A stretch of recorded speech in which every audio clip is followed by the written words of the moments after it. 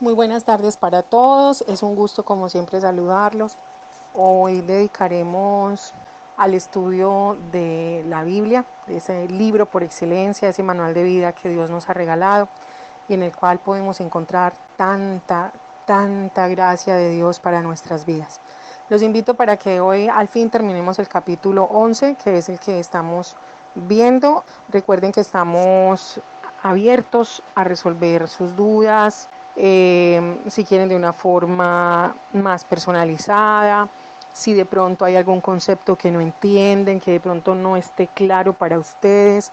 Recuerden que es importante conocer a nuestro Dios, es importante cimentar nuestra fe. El conocimiento es importante, no es más importante que la fe, pero es importante porque es en él donde nuestra fe tiene los cimientos fuertes para seguir adelante. Les envío un abrazo, están en mis oraciones y ojalá aprendamos mucho el día de hoy. Bienvenidos. Nos encontramos una vez más con un capítulo que empieza a mencionar todas las genealogías. Como les decía hace unos días, a veces suena bastante aburrido el tema de las genealogías, pero es bien interesante cuando uno de pronto va tomando conciencia de que una persona para figurar en la Biblia tuvo que hacer algo extremadamente bueno o extremadamente malo, pues de lo contrario no era tenido en cuenta para figurar en el libro sagrado. De esta genealogía que vemos hoy, de esta partecita de la genealogía del capítulo 11, es rescatable para la línea de la historia que estamos siguiendo en el estudio, Taré, que después se convierte en el padre de Abraham, quien después será escogido por Dios para iniciar a través de él lo que hasta nuestros días conocemos como el pueblo judío. Es importante entonces no pasar por alto, aunque yo sé que puede ser tedioso, pero es importante entender el por qué en la Biblia se mencionan todos estos nombres, la secuencia de quién era padre, cuántos años tenía.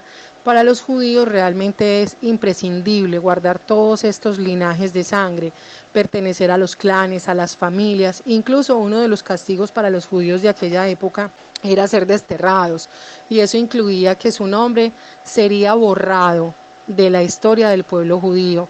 Entonces el hecho de que ellos figuren dentro de esas genealogías es importante a nivel histórico, a nivel familiar.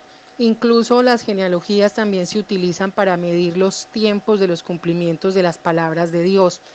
Más adelante vamos a ver cómo desde Adán hasta Cristo hay determinado número de generaciones y esos números de generaciones nos van a servir después para interpretar los tiempos actuales y estar un poquito más a la expectativa o un poquito mejor preparados para todo lo que está aconteciendo. No es en vano entonces encontrar todos estos nombres dentro de las páginas de nuestro libro. También para nosotros es importante tener en cuenta el estudio de las genealogías porque en el transcurso de nuestra vida con Dios y la lectura y la meditación de su palabra, nos vamos a encontrar con un sinnúmero de personajes que si nosotros estudiamos desde ya los inicios de cómo llegó ese personaje a la historia, va a ser mucho más fácil entender todo el hilo de lo que se nos ha estado narrando durante todo este tiempo. Hay personas que de pronto, por el desconocimiento, asumen los personajes bíblicos, los personajes de los hombres que Dios ha escogido a través de la historia para que les sirvan, como personajes aislados, como si fuera un libro de fábulas, por decirlo así. Usted coge un libro de fábulas y en una página le hablan del gato con botas, en la página siguiente le hablan de Caperucita, en la que sigue le hablan de los tres cerditos, y son historias que han quedado grabadas en la memoria de los niños y de los que las escuchamos cuando éramos niños y ahora somos adultos, pero no sabemos de dónde salieron esos personajes, ni qué relación tenían uno con los otros. Finalmente eran historias aisladas, de las cuales podíamos sacar alguna enseñanza. Con la Biblia no sucede así. Fueron personajes reales, entrelazados unos con otros, unos surgieron a partir de los otros, todas sus vivencias, todas sus cualidades, sus errores, todo lo que tuvieron que vivir, han marcado el destino de la humanidad hasta el día de hoy.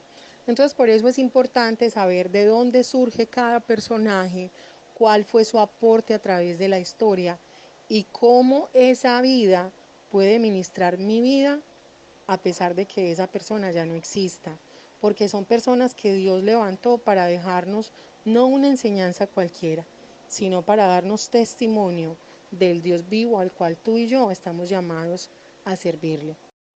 Dentro de este énfasis entonces miren que hemos hecho varias paradas. Primero Adán y Eva, después Noé y sus descendientes, y dentro de esa descendencia hicimos una parada muy importante en Nimrod. La parada importante en la vida de Nimrod es cómo él se queda en el valle de Sinar, en la llanura del Sinar, y empieza a edificar ahí la torre en la ciudad de Babel, en la ciudad de la confusión, y cómo a través del tiempo entonces esto se convierte en Babilonia, de la cual, como les decía en enseñanzas pasadas, surge todo lo que es el conjunto de religiones, rituales, misticismos, todas estas creencias oscuras, de la cual Dios empieza a sacar nuevamente a un hombre para que restaure su nombre frente a toda la raza humana. Y ese hombre es nuestra siguiente parada, es Abraham, el patriarca que da origen entonces a lo que se conoce como el pueblo de Israel. Bueno, llegamos al final del capítulo 11 del libro del Génesis y en resumen puedo decirles que del capítulo 1 al capítulo 11 de Génesis vamos a poder encontrar todo lo que es la historia de la creación y cómo se disemina la humanidad sobre la faz del planeta.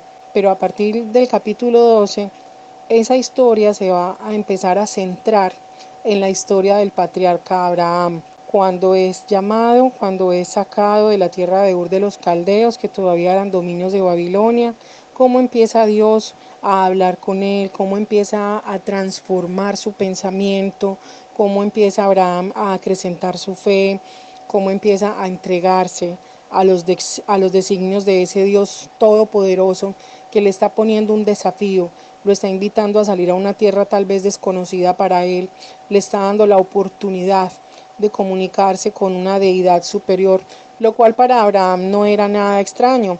Recuerden que en Babilonia era muy normal todo este mundo espiritual, era muy normal una cultura totalmente politeísta, era muy normal cantidades de rituales tan tremendos como, por ejemplo, sacrificar los primogénitos, ofrecerlos a dioses paganos antiquísimos como Moloch, por ejemplo.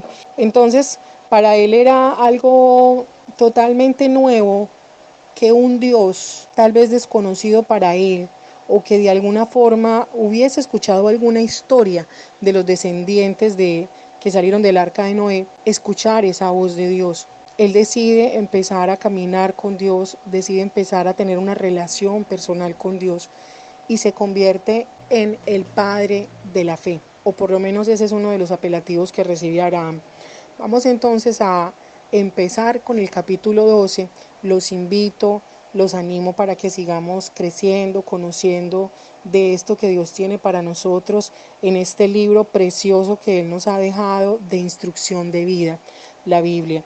Los animo a conocerla, a indagar en ella, a recibir lo que Dios tiene para ti, una palabra de aliento, de conocimiento, de consolación muchas veces. Así que vamos adelante, vamos a seguir creciendo en este caminar con nuestro poderoso Dios. Si te gusta lo que aprendiste, te invito a que te suscribas, a que le des like y que actives la campanita para recibir nuestras notificaciones. Como siempre, ha sido un gusto compartirles en este día de las grandes proezas que nuestro gran Dios hizo, hace y seguirá haciendo. Hasta pronto.